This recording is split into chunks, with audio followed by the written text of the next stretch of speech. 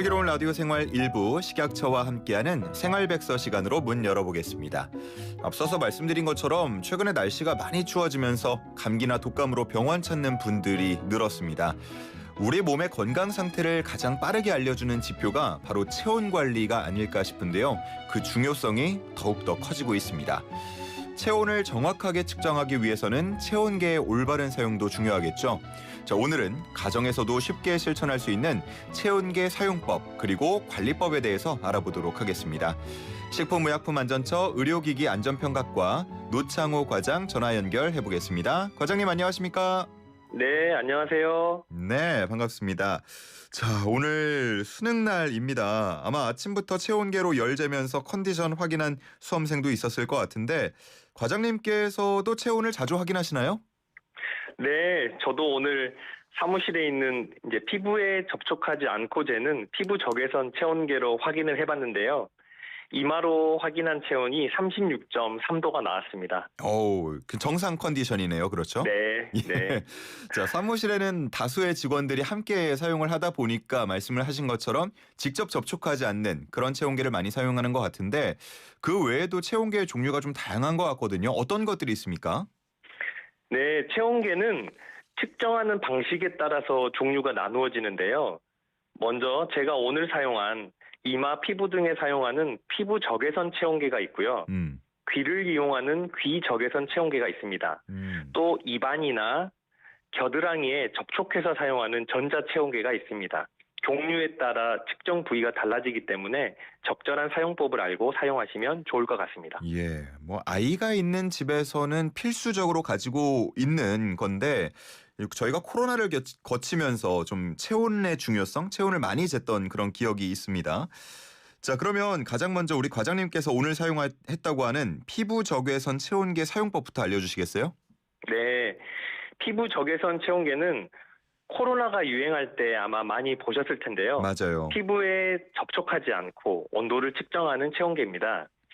적외선 센서로 이마나 관자놀이 같은 피부 표면의 온도를 적외선 발광을 통해서 측정하는 2등급 의료기기입니다. 이제 저희가 권장하는 사용법은 먼저 체온계의 배터리가 충분한지 확인하시고요. 예. 이마 또는 관자놀이 측정 부위에 3에서 5cm 적정 거리를 두고 체온계를 위치시킵니다. 이제 이때 측정 부위에 땀이나 수분이 있으시면 닦으시고요. 머리카락이 가리지 않도록 하시는 게 좋습니다.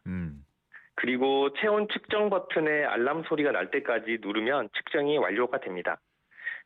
그런데 이제 피부에 접촉하지 않고 측정하기 때문에 체온은 한 번이 아니라 두세 번 측정하시는 게 좋고요. 이 중에서 가장 높은 수치로 판단하시면 되겠습니다. 아, 그렇군요.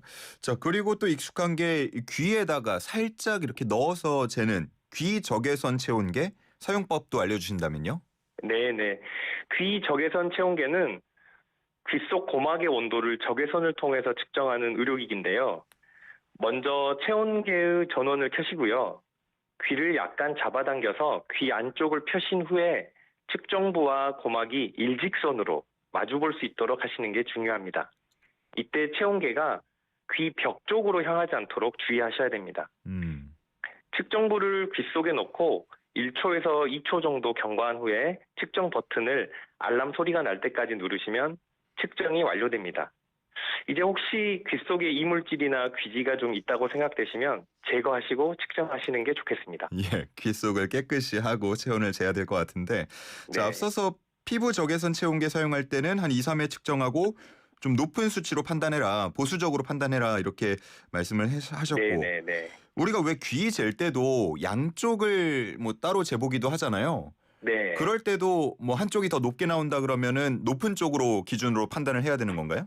네네. 일반적으로 오른쪽 귀와 왼쪽 귀의 측정값이 약간 다를 수 있습니다. 이게 왜냐하면 피부에 직접 접촉하지 않는 방식으로 측정하다 보니까 예.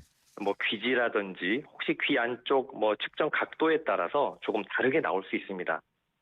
그래서 가능하시면 동일한 방향, 동일한 귀를 사용해서 체온을 여러 번 측정하시는 것이 좋겠고요.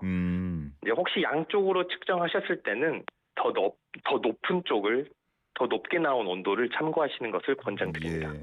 항상 뭐 우리 체온 쟀을 때 조금 더 높게 나오는 쪽으로 기준을 잡고 건강 관리를 하는 게 더 낫다 이렇게 말씀을 해주시는 것 같고요. 네네. 자, 마지막으로 접촉을 해서 재는 전자체온계는 어떻게 사용해야 됩니까? 전자체온계는 이제 입안이나 겨드랑이, 항문 등에 직접 접촉하여 사용하는 체온계고요.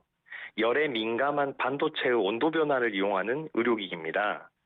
이 만을 측정할 때는 혀 밑에 체온계 측정부를 넣으시고 가볍게 입을 다무신 후에 코로 자연스럽게 숨을 쉬면서 측정하시고요.